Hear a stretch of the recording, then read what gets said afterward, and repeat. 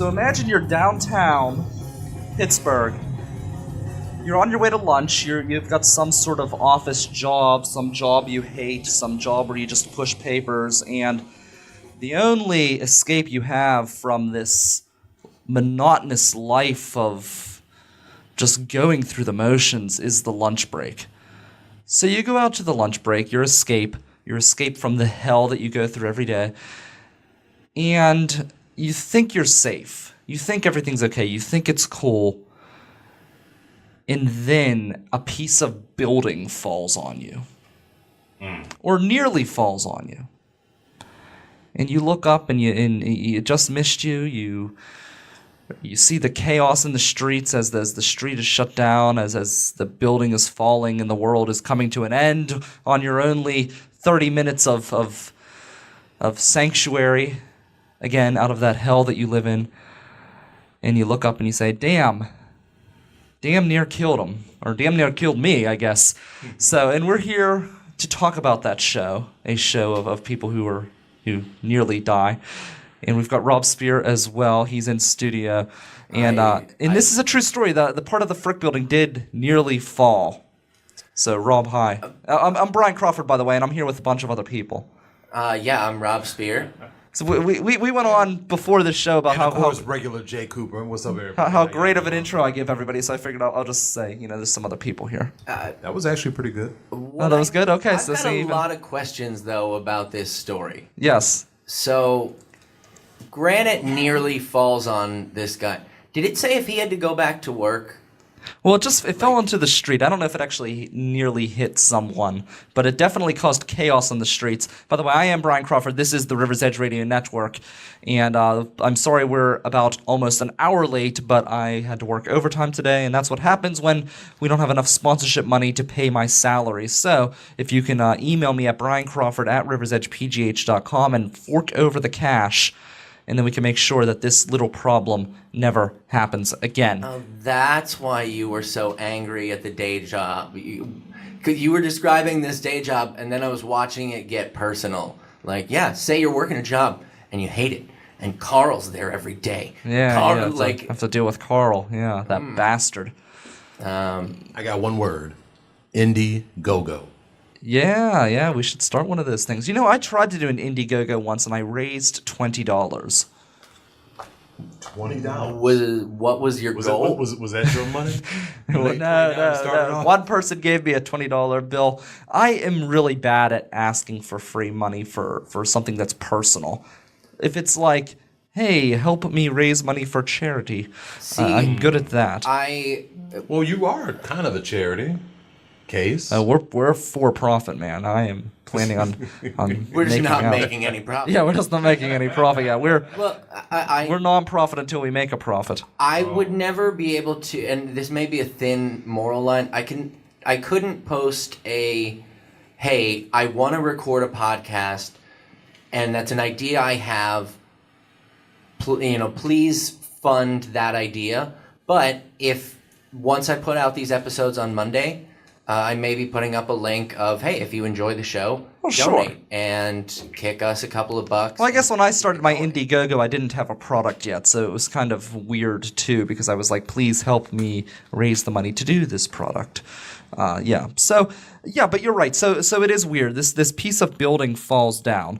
And here we think the Liberty tunnels are bad when it comes to traffic. No, we have no idea. I imagine it's been shut down. It's going to be shut down for 2 weeks, Grant Avenue, because of what KDKA refers to as a stone falling off of the Frick building. A stone that, according to the Tribune Review, weighs an estimated 1,400 pounds.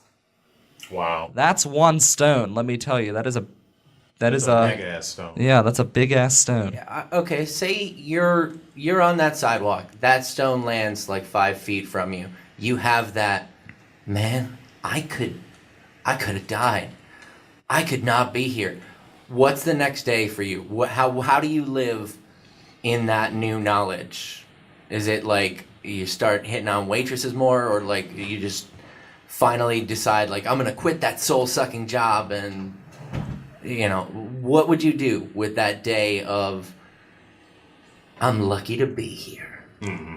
It's a good question. Is that the premise of your show? It's kind of the premise of the show. That was a nice, smooth transition.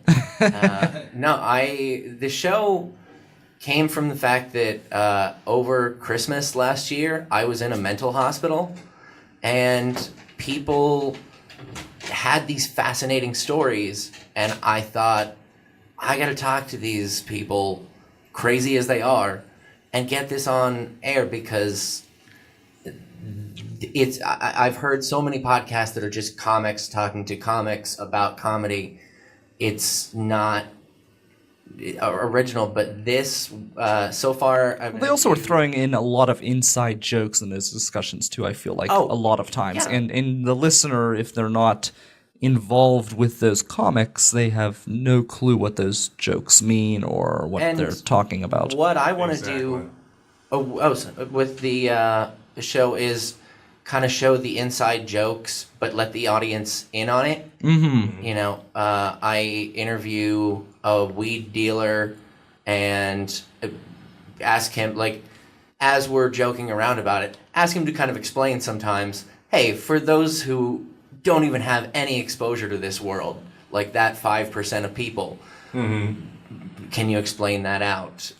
Or when I interviewed my ex-wife about breakups and stuff, and I really had to fight to keep it not inside joke, but also get that intimacy. And so that's what the show is going to be. It's basically what experiences made you who you are and what experiences made you stop being who you were. And you get some really interesting people. You mentioned you had the drug dealer. You have some other really fascinating guests that are coming up. Yeah. You're launching 3 originally on the podcast. Launching 3. One of them, which can be found on iTunes at Damn Near Killed 'Em. Yeah, you can search Damn Near Killed 'Em. And also on the River's Edge. And then Thursdays, it'll be live streaming on the River's Edge. But these first 3 episodes will be hitting Monday. And one person is, my weed dealer. Someone else's weed dealer. A weed dealer. Good say. And one is the guy from the mental hospital. And the other one is a guy that I worked in radio with, who also has the same ulcerative colitis disease that I have, and had his colon removed, and has shit himself on stage in front of Green Day. Oh, wow. Wow. There's some stories. I have a guy who technically he was an extra in a porn in Prague, and they do porn in Prague. They do porn in Prague, and what his the extra dude. That's what I want to know. What the extra his role. I guess he just stands there and waits until is he a step in? Like when the one dude can't get it up, does he just like he has to stand there with his dick hard and just wait his turn? I mean, he's the guy like the random guy in the corner just jacking off. As an extra, this was supposed to be set at a party in America, so he actually occasionally had to say, "It's so fun here in America. Oh, wow, look what they're doing over there. It's an American orgy." And This sounds like something from Borat. Don't it? And so I've got that story and why I call him Glory Hole Paul. So that'll be coming up on the show. Okay. We are just there's a lot of things where it was. I want to know what it's like to be you. I'm so sick of being me. You want to know what it's like to be Glory Hole Paul? He's had a life. He has lived a life. Not really a name I would go with. That I want to be remembered for, it will make sense. He as soon as we finished though, he was like, "Hey, I have like a professional job now, so Can't be going by that name. it's just gonna be Paul. Named Gloria Hole. It's just gonna be Paul, and don't use my last name." I was like, "That's fine." Okay. And the weed dealer was definitely a little "don't use my name" too. At all, yeah. So I got to do like a 60 minutes. What's drop the most voice down? Kind of cool edit. What was that, Brad? Who's the most interesting person that you've spoken to so far? in your opinion? Honestly, I've never been outside of the country, so I wanted to interview somebody who had traveled a lot, and this girl had just got back from Tanzania and talked about her travels. We talked about the fact that her dad traveled and in India on a crowded bus once, had to use a bathroom, couldn't get out, so just took a shit out a window.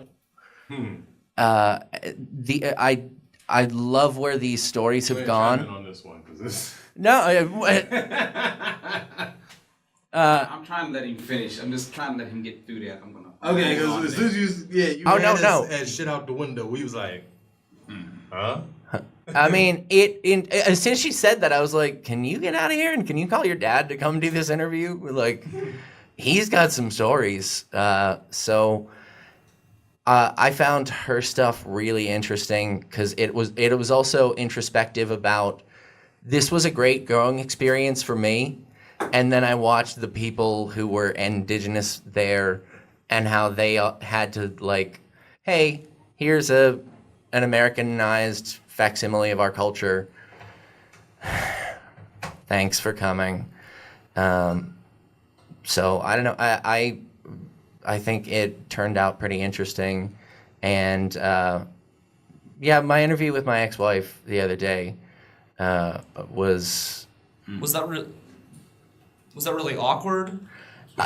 no, not really. I mean, it's 10 years ago now, or So y'all cool?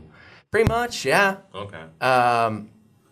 You know, and we went through all of the years of I hated her, she hated me. Mm-hmm. I told the story of our like divorce and walking in on her cheating on a podcast and on stage, and then she really hated me. And then, Well, I wanted to hear that one. well, tune in. Because one of the things that I'm doing with the show is using live stand-up clips to open up each show that. So you actually have that clip for the episode? I have a clip of me telling this. Not of that day. Not of that day. I mean, Okay. That would be impressive if I had a clip of like, what are you two doing in here?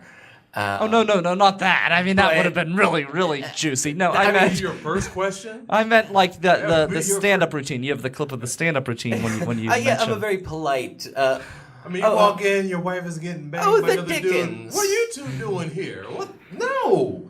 First thing is, what the fuck? And then you reach Hey, you're not supposed to do that with your so-called cousin. I don't know. But I like how you said so. here's the thing. I was raised with this inner politeness that kind of kicks in bad situations. So as I walked in, I was like, "Oh, I'm sorry," like, and then realized, "Oh, wait, no, Right. no, Not sorry at all. Yeah. I'm sorry, I ain't mean to disturb y'all.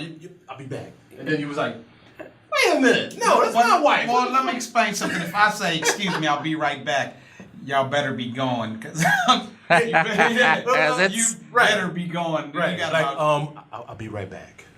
he was kind of calm. That means that means I've totally snapped. I'm gonna kill everybody.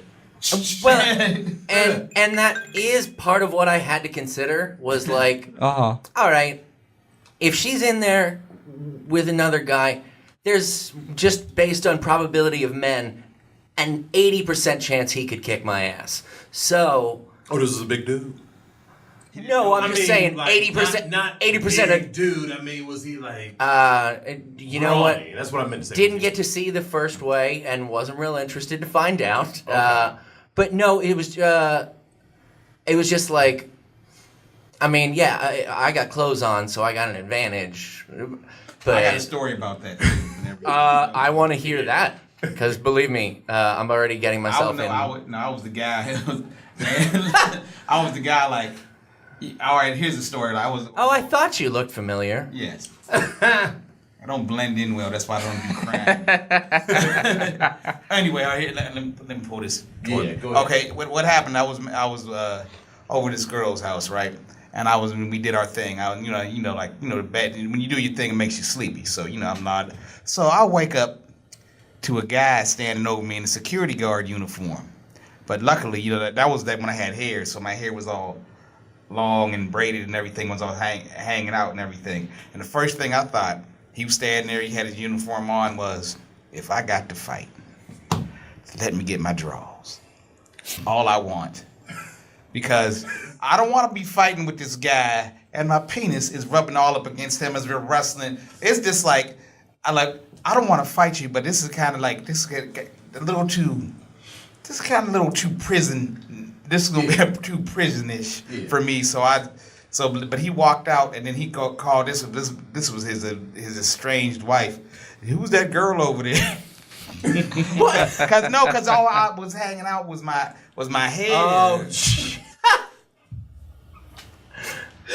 I was hanging out was like I had to cover the cover over my face, but I had to I woke up and I was like, oh shit, this dude.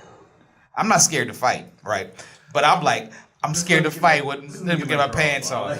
Let me get my drawers on. At least give me that. Give me that. I'll fight you. I'll fight you. That's all I want. I'm not asking for much. I think most men would be like, even if I'm the guy about to fight, what you doing sleep with my wife? Let me put my pants on. Go ahead. Yeah, go ahead. That's one of the things. Because who wants to fight? Get them all the way. Get them all the way on, dude. You got them all the way on. Oh, now we can fight. Now we're good. Yeah, now we can fight. Yeah. This like last thing I want to do. We wrestling around on the ground. Like I go to grab your you go to put you try to scoop somebody and you grab nothing but you grab the third leg. You're like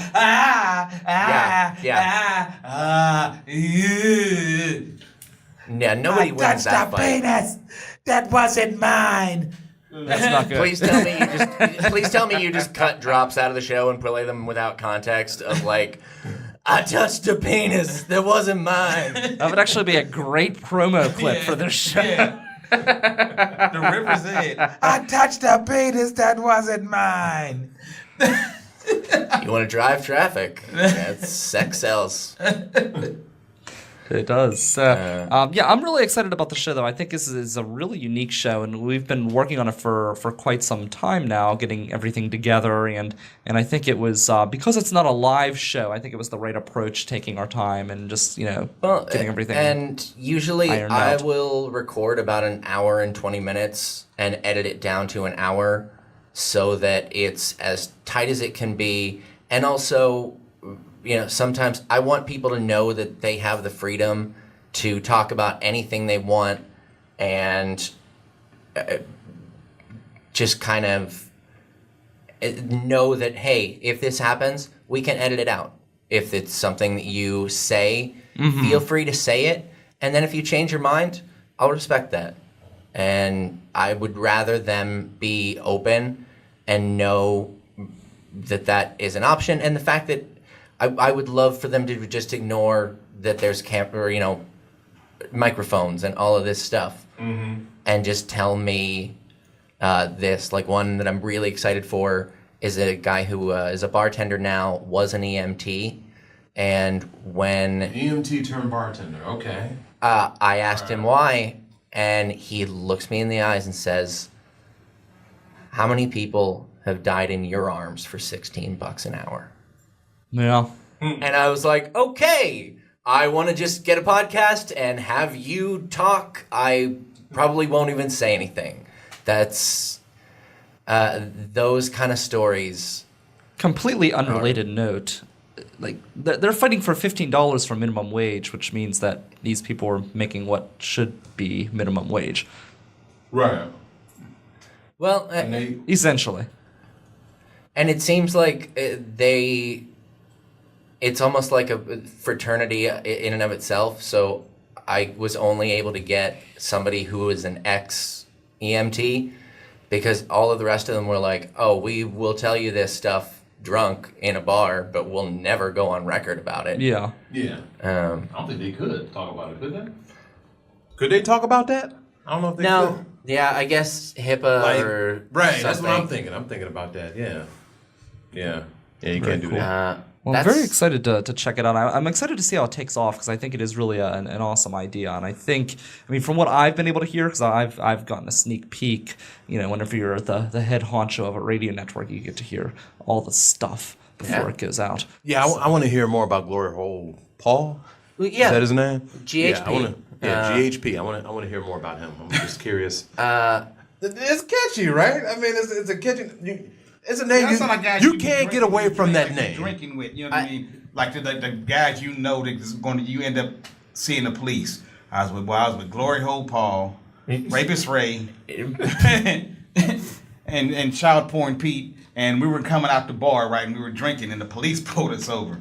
That's already a setup for a good joke right there. And this is a great story. So this is actually what I want right now before we continue to move on, because we've got another segment after Cooper's Corner, and I want to hear your stories out there, your stories of how you nearly died, damn near killed him, or your crazy stories. If you have any crazy stories, to please, you can message us on the Facebook live feed. Completely. Yeah, we want to hear those. And I will tell a story, maybe, I don't know if I've told this story on air or not. Have I ever told the story about when someone tried to assassinate me?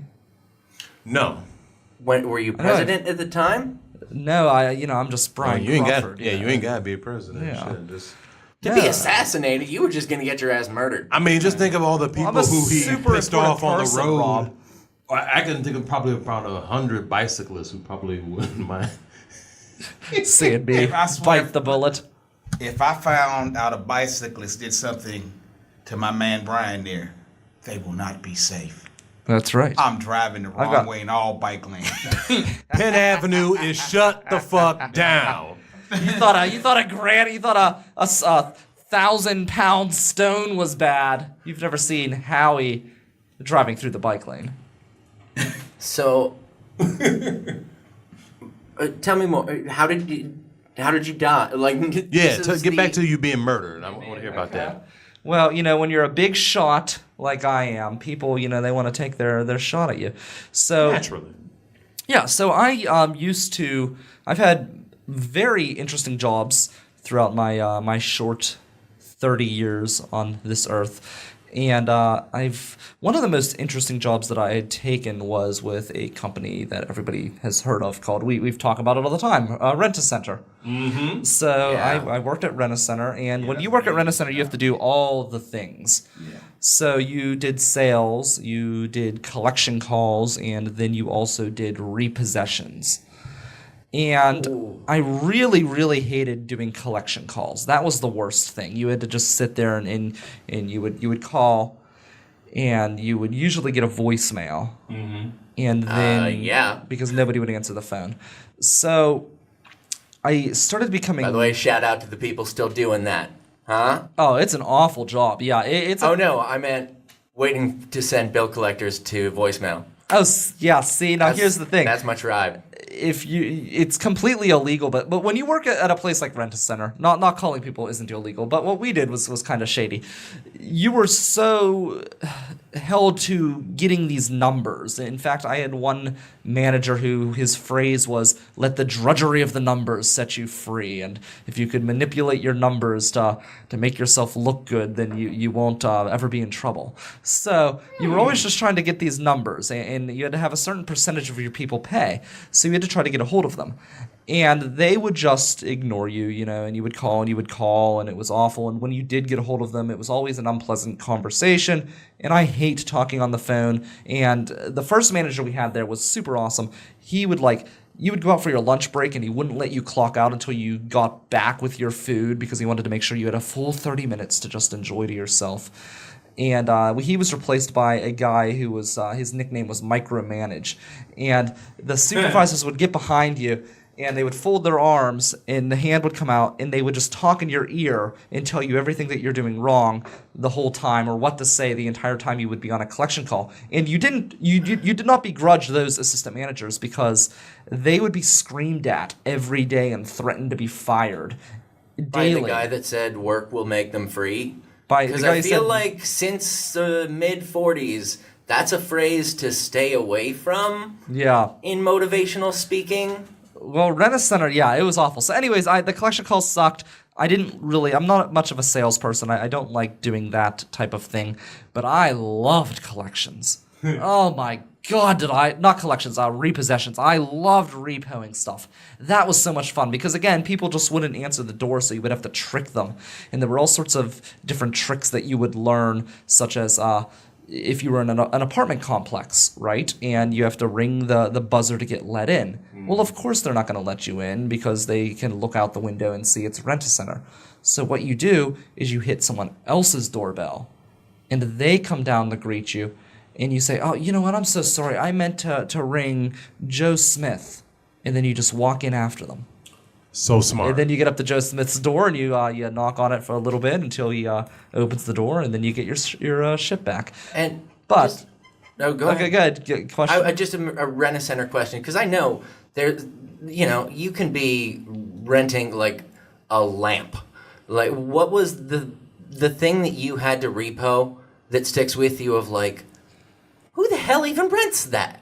It wasn't so much that they rented something that was odd. It was more what they would return. And it was actually kind of sad because somebody would rent, say, their entire house from Rent-A-Center, or say they would just rent 2 items. They rented a bunk bed set for the kids and an Xbox 360. Well, they can only keep one.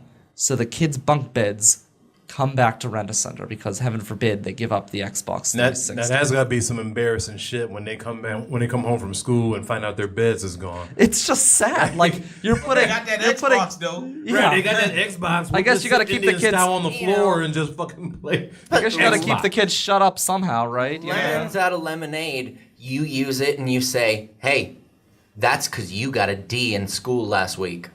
So now you get to sleep on the floor. So now it's sleepover all week. Yeah. Or all month long. You get those grades up, until and I I get can- $18 a month back. You get beds again. So we did all sorts of crazy things there at Rent-A-Center to try to get people to pay. You know, the repossessions. You know, you would go knock on their house, do all sorts of things. You would call their contacts, their mother, whatever. And they still wouldn't get back to you. So I became very tricky and completely illegal. But I would take a phone and I would download a texting app and I would just text, "Hey, what's up?" And then they'd respond, "Not much. Who's this?" "It's Brian from Rent-A-Center. I've been trying to get a hold of you, but you haven't been answering your phone." So I would set up things that way. But anyways, one of the customers who, I went to go get my car fixed. I had a flat tire.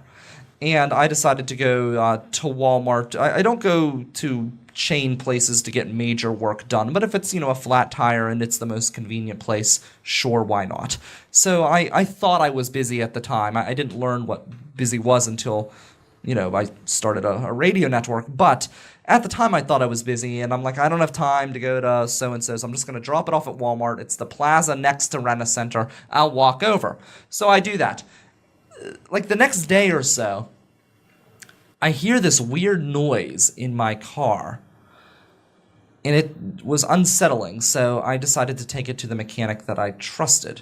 Mm-hmm. And this guy, I don't know why, he can never call me. I took the place in, I was paying for it, whatever, but he knows my dad, so he always calls my dad for everything. Even it's just like I was in my mid-20s, but it was like I was still a child. So he calls my dad and he goes, "Tim, we gotta talk."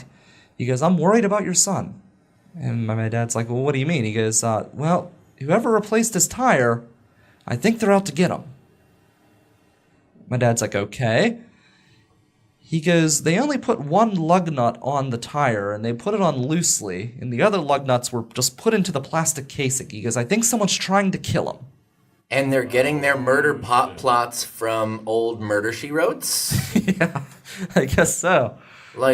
So... Man up, use a gun! What are you talking about? Yeah, so I did some investigating, and it turns out that one of the customers that I had, who was like months and months past due, worked at that Walmart. They were a manager in the automotive department. Wow. So I call Walmart, and I'm like, "Look, I'm not trying to get a gift card or anything, but someone tried to kill me from your automotive department." I like that your first worry is, okay, we've all done these. Someone tried to kill me. Get me a gift certificate. Yeah, scam. like I tried to This like is not one of those. Not one of those. Yeah, that's what I opened with, and I told him, someone tried to kill me. This is pretty serious. Maybe you should do something about this. Right? First thing that came to mind when you were saying there was only one. I'm picturing the mechanic talking to your dad and saying, "Well, Tam, I believe there's a problem. I think they're out to get your son. There's only what did they say? There was one lug, one lug nut, yeah, tied attached to the tire, loosely attached. Loosely. And then the other ones there was none. Like, was the other ones on there? Was the other ones on there? They were in the casing, in the plastic casing, like placed in a way where they weren't doing any good. They weren't holding the tire on. They were just put in there. So. Gee, I wonder who that could have been. Yeah. I had to do that. It felt Yeah, good. so that's the time someone tried to assassinate me. So literally I could say, damn near killed me. Yes. Yeah, man. Did anyone ever try to assassinate you, Rob? No. Here's the thing. I Did a piece of do building say nearly fall a lot of things Right. that should get people to hit or injure me, and they never do. I'm kind of glad about that, but probably As you should. the closest I've come to dying is I'd say I was in a car with my friend Jason in high school, and we were going up Route 8, and he was speeding. Cop flipped the lights behind him, and he was like, I have so many tickets. I cannot get pulled over. And floors it. And just But whip. doesn't he know the cop can read the license plate? He's I mean, if that's your reaction, you're not thinking all that. Sure. You're not thinking about long-term consequences. The cop was a little bit of a ways behind us. Like, they'd put the flashes on prematurely. He floors it. There was a little turnoff that we went. The speed limit, I think, is posted at 35. We came through at around 60, and he whipped into a residential plan, made one quick left, and parked the car and turned the lights off. And we sat there for about 30, 35 minutes, and then he drove me home, and he never heard anything about it. Wow. Yeah. I had a close call with a car accident once. Okay, can you explain? Back in '99, it was. And if you're listening was- and you nearly died, Yeah. or This you was. have a crazy story. Yeah, my girlfriend at the time, and she was with her friend. Her girlfriend was sitting in the front, and then it was me and two of my boys. We were in the back seat. I'm behind the passenger seat, up against the door and everything. And we're going. This is at the corner of Wenzel and Broadway, which is like one of the craziest intersections in Beachview. And because I don't know if you've ever seen Wenzel when you're coming up from Banksville Road. And you're at that intersection right there, and you're trying to turn. Okay, so we're actually trying to cross over, and then this Indian guy in a BMW zooms up Wenzel, hits our car, hits her car, and hits my side where I'm at. Boom, smashed. We all do a nice little turn and everything. We got out the car. I mean, luckily, no one was hurt. But when you got out the car and you looked at her side, where I was at, it's totally smashed in. And I didn't get one scratch on me. Wow. Yeah, I dodged a bullet that day. I'm super klutzy. Like, it's literally a miracle I haven't died for so many reasons. One just because of my klutziness. The other is just like the altercations I get into. Like, it's unbelievable I haven't been shot. Yeah. Well, But I like one time I literally backed off the back of a box, walking backwards the end of a box truck. And I just like spun around in like midair and like landed on all fours like a cat and somehow survived getting a concussion or something crazy like that. but everybody has stories where you look back and you're like, oh, right. Yeah, no, I shouldn't when I was in my early 20s, so this is beyond the statute of limitations, and I don't drive after drinking anymore, but I used to. And we had a rule for a while with some friends that the last person in single digits had to drive home and get everybody home. So it was just a race to 10. Okay. Single digits, I like that. Whoever is the less drunk Yeah. is the one that's Basically. We're all putting our trust the in the guy designated who driver. pounded 9 drinks and then was like, damn it. All right, I'll stop now. Be like, I only had 6. All right, you bitches, I'll fucking take you. So there's That's what you call drunk logic. Yeah. Yeah, I mean, Gotta when you get think home about somehow. it, it does kind of make sense. Yeah. Not from a legal standpoint, but you know. It is just one of those, like, you look back at the number of times it happened and the number of drunk driving crashes, and you're like, statistically, I should have been in one of those. Right. But I got complimented once on my drunk driving, and then I was like, Nice. okay, well, There you go. now I've See? got to stop. You're a pro. I drove mastered the home skill. once drunk. I remember this. It was about 5-some years ago. I was out with this one chick at Senior Frogs, and we had a few drinks. She had way too much to drink. I mean, of course, I didn't have my license at the time. Shit, I still ain't got it. I still don't have it. Yeah. But I had to get home. All right. I didn't know where the fuck she lived, but I knew where I lived. I knew how to get there from Senior Frog. Exactly, right around the corner. Now I could have walked. Yeah. I could have walked, but I felt like, I could drive this car, no problem. So she got in the passenger seat. I go in, I start driving. First, we pull up to McDonald's. Because McDonald's is right next door. Yeah, I mean, I figured, order some food, stuff her face and stuff, try to sober her up and everything. So I ordered something from the drive-thru. Then we pulled into, the parking lot and eating. I'm shoving fries and chicken nuggets down her throat and shit, and I'm enjoying my, You got a weird my sex caramel life. sundae and peanuts and shit. And then we peeled off, and I actually went down Wenzel. I had to go down Wenzel because on West Liberty Avenue there was nothing but cops. There's cops everywhere. yeah. I'm like, fuck that. First of all, okay, we're both drunk. I ain't got no license. I'm fucked. Plus a black dude, with white chick in the passenger seat. It just too much shit could have went on with that. I was math, like, you know what? yeah. I'm doing the math, so I'm like, fuck it. We're gonna go down Winslow, and I did that turn on Broadway, pulled into my house, and I'm like. Well, yeah, I mean, basically that's how it was. I'm like, well, I'm home. I made it safe. I'm like, I mean, you're welcome to come in and sober up if you want, and then you got to go.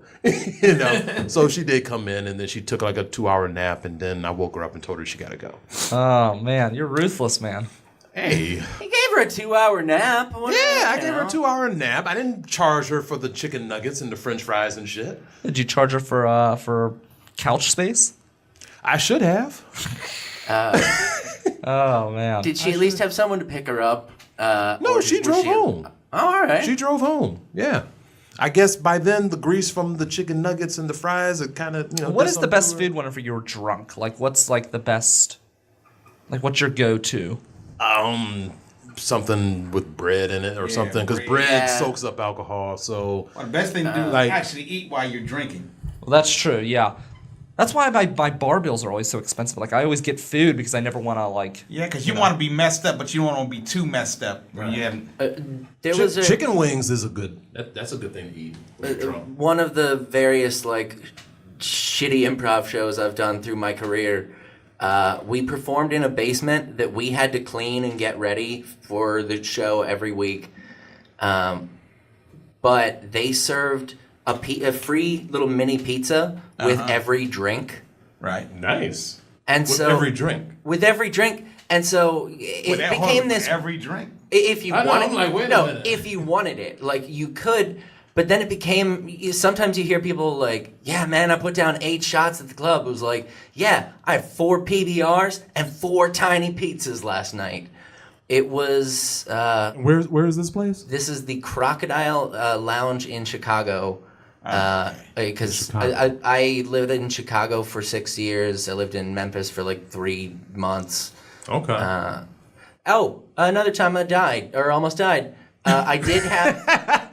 I did He was have. thinking about Chicago. Wait, was it in Chicago or was it Memphis? No, well, I'll tell you, Memphis and a Chicago. Memphis. Holy shit. I had 3 people point guns at me in traffic. Oh. To the point where the third one, I was just like, okay, yeah, I get it. But a Chicago almost getting murdered story was I was on the train on the way home from work, and this homeless guy was walking up the train, just looking everybody in the eye, going, "Bitch ass, bitch ass."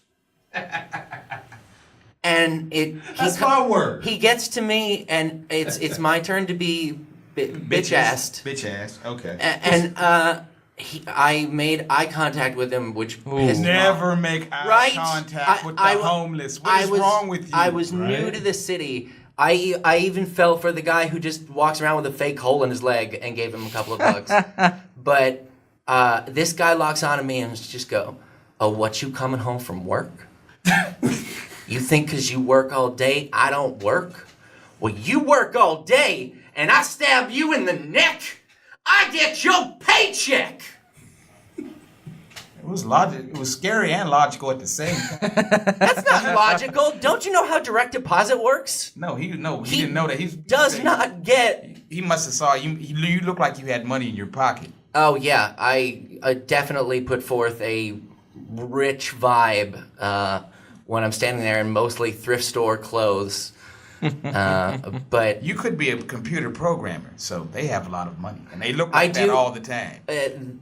people think I'm a lot smarter than I am because of these glasses. See, So get you in trouble. I Eye get contact and glasses. I can get away with a lot of like, "Oh yeah, I know what you're talking about." And do that. Go. Yeah. Be like, Right. yeah. Just what's always a great lie is, yeah, I heard about that on NPR. Yeah. maybe I did. Maybe you can't prove it. Right. It's great. Nice. Don't you? What did we learn? Never make eye contact with people. And know what I found out in the gym? The best thing to do. This is a funny thing if you don't want people to talk to you.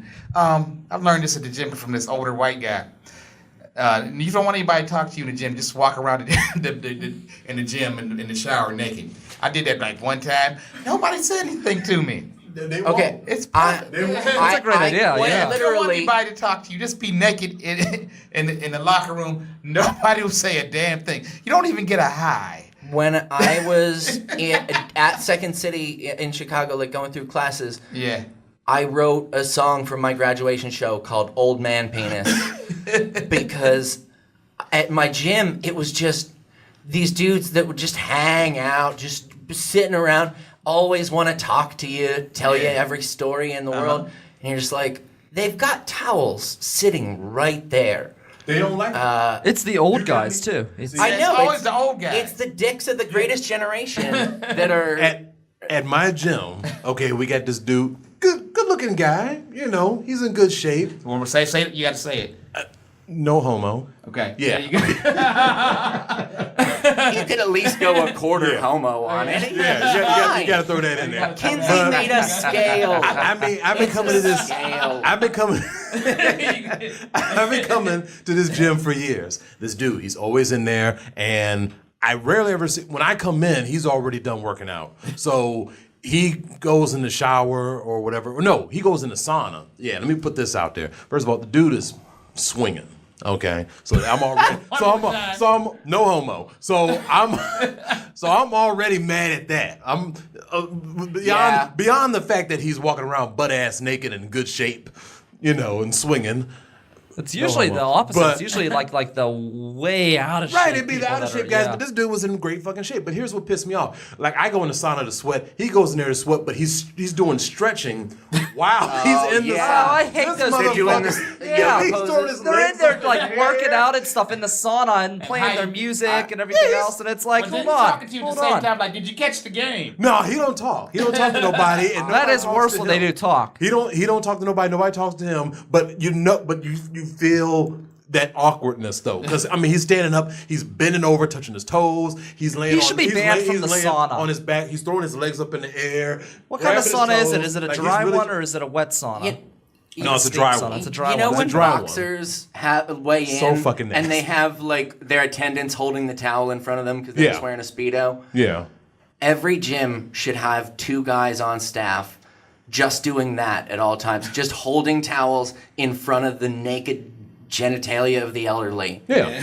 Because it makes me mad. Because then when he gets up, like he sweats so much. So when he gets up, you see the sweated dick print, the dick and balls yeah. print on the bench. Okay, this is why I don't use the sauna. I always lay a Can I towel give you a down. new reason? I lay a towel down. I don't before understand. sit on Why it. do people work out in the sauna like that? Right. He's really doing some Sweating stuff serious out before a drug stretching. test.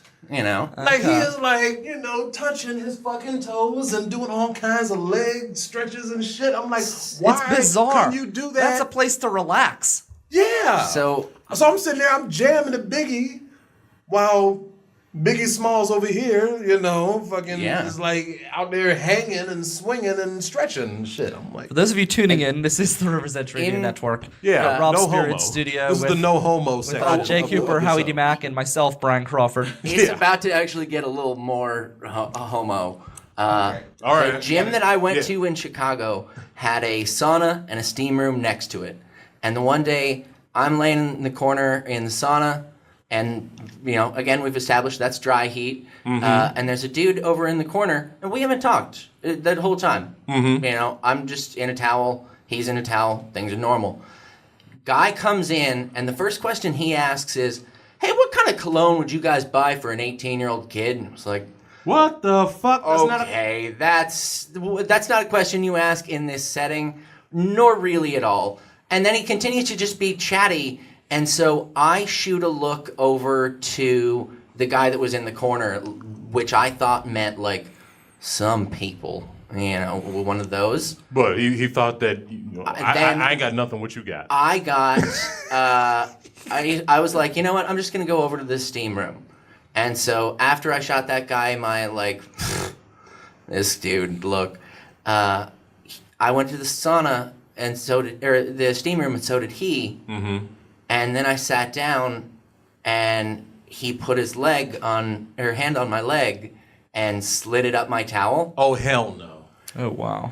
So you get Because when I gave him around that look of "come on over here." the look that I thought was some Come people on over he to thought my was place. we should bang, and Wow. so I didn't know what to do, and credit to How my. long did y'all date after that, by the way? We're getting married this summer.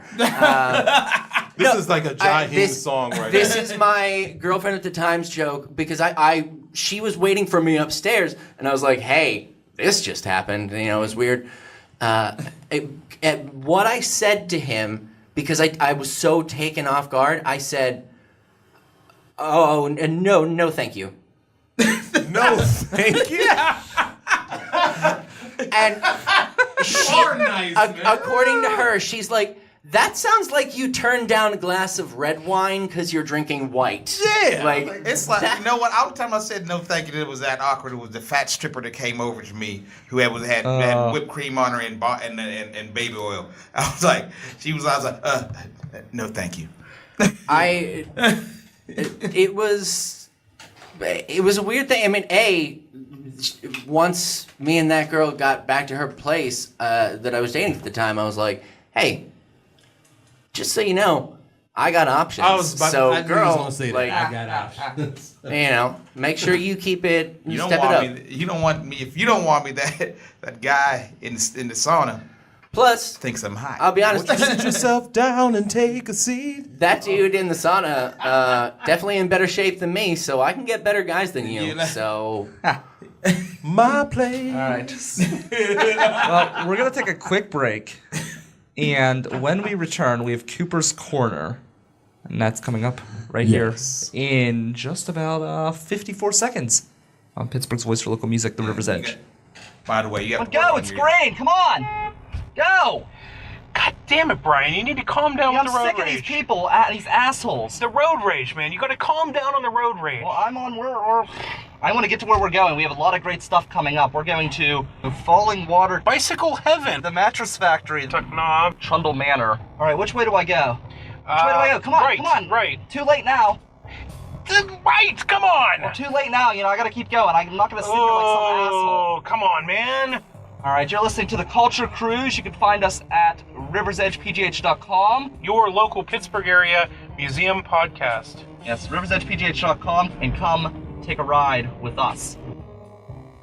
Brian Crawford letting you know that Kevin Slogic, my State Farm agent in Allison Park, is here to help life go right and reminds you that you're listening to the River's Edge Radio Network.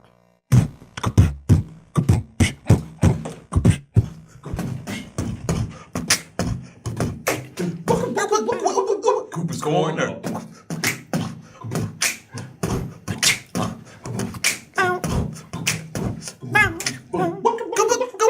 Cooper's Corner. Yeah, bitches. Yeah, bitches!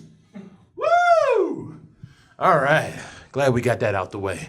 It's so much better when you're with me, because when I got to do it by myself, it's no fun. All right, everybody, Cooper's Corner. We're going to keep this one short and sweet. This one's actually pretty funny. This actually happened not too long after one of the greatest running backs to ever play the sport in the NFL, O.J. Simpson, got out of jail.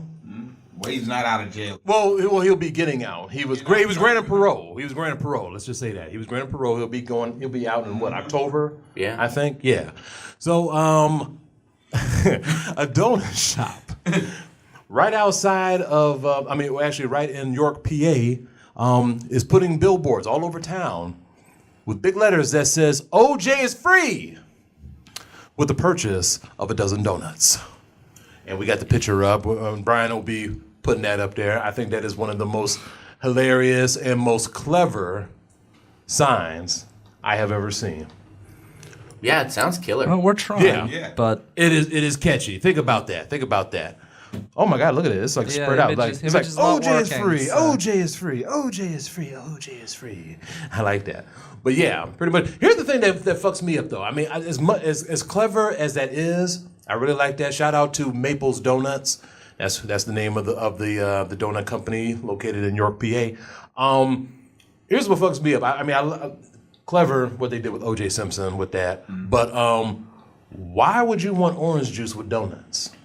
That's the only thing that fucked with me, because I'm thinking to myself, like, when I'm eating donuts, the last thing I want to drink is orange juice, That's the only thing that bothered me. But other than that, though, catchy Plus, slogan. I mean, Yeah, it was a good idea. Yeah, it was very clever. for a small donut shop, though, to have a marketing campaign so complex that you have a guy kill his wife and a waiter, get away with it, then go to jail for stealing his own stuff, just so that you can put up a billboard? that's pretty ingenious, and actually. make money off of it, man. They're gonna make a killing off I of it. mean, No pun intended.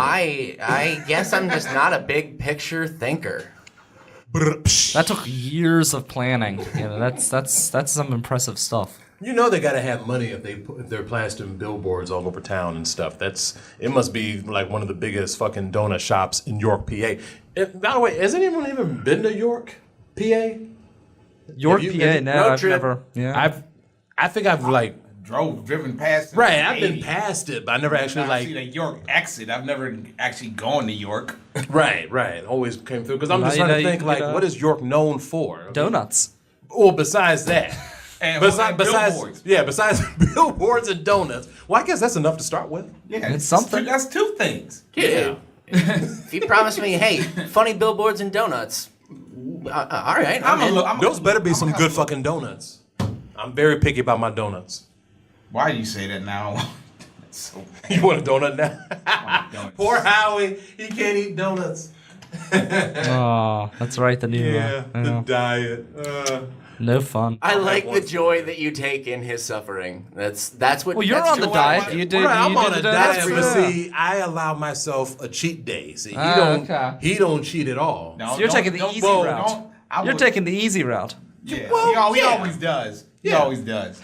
The other day, But look at the results, though. Look how I look now. I mean, if you had seen what I looked like a year ago, and then look at me now. I mean, 30 pounds. Well, let me show you what I look like a year ago. The screen ain't. That's big what enough. happens when you don't No, cheat. I'm kidding. the other day I was at a 7-Eleven and this guy was talking about how he'd lost like 60 pounds and did it all by cutting out bread and like exercising and stuff. And I was in sweatpants because I'd just woken up and it was 1 o'clock in the afternoon.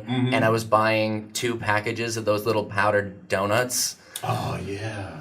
And I was little like, Hostess ones that you want yeah. to get? And I put those on the counter. I was like, you're kind of making me feel like shit here, man.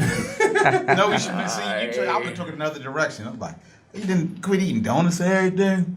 I just sat there in front of him. Just sabotaged him. Yeah. Because those little donuts, they melt in your mouth. was like, as soon as oh, you put them in. Oh, you talking about fresh. the store-bought ones? Yeah. From 7-Eleven. No, those are like way too low quality for me. Too low quality. Well, what do you consider? What's a highbrow donut? I only eat freshly baked donuts. From just general. Just In general, I fresh mean, there's a baked. variety of places I'll buy them from. Oh, What okay. about that place down there in the Strip? What's that place you like? Oh yeah. Oh, Peace, Love, and Little Donuts? They have good donuts. I love that place. Maple bacon, yeah, the maple the bacon's good. best donut they have. You know- they make also skip- they make up a new donut like every couple of months. I mean, I swear to God, they're running out of room on the fucking wall Just for these donuts they keep making up. as a guest on the podcast, I would say that a passionate reading like that would make me buy Peace, Love, and Little Donuts.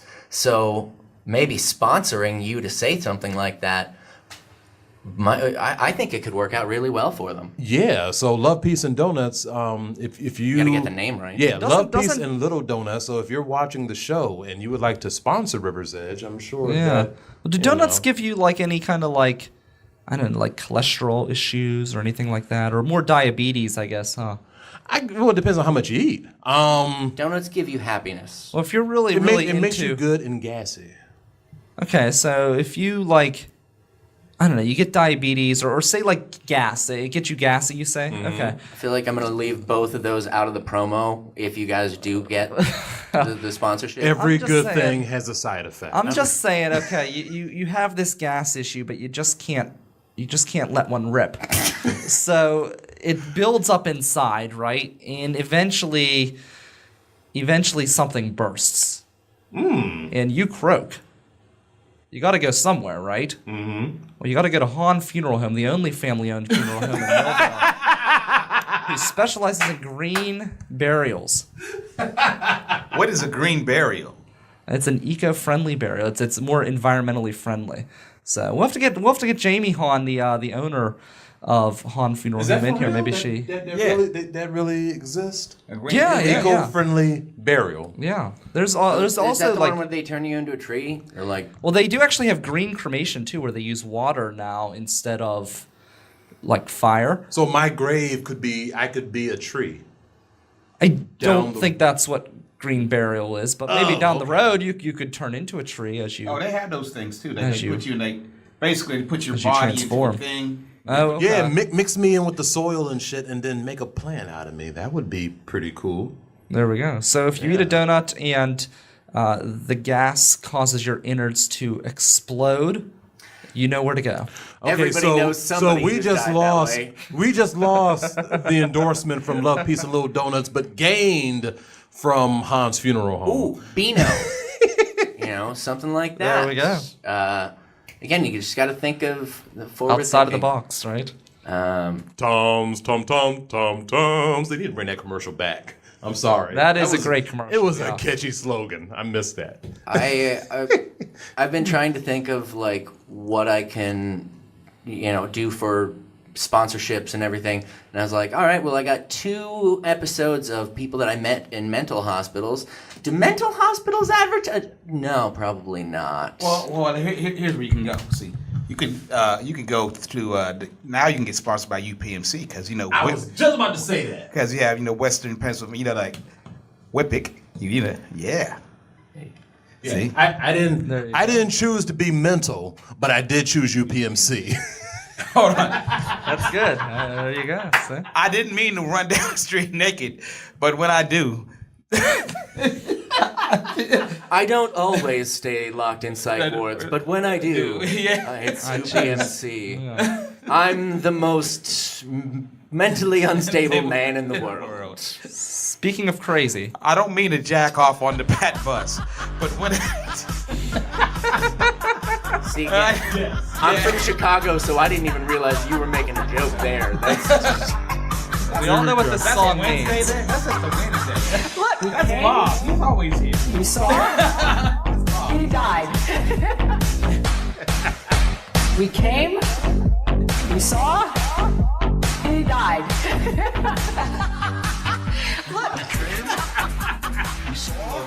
So Rob doesn't have headphones, so we'll just describe what's going on. Hillary Clinton, in a laughing montage, brings us into the Hood Rat of the Week each week, and we end on the Hood Rat of the Week.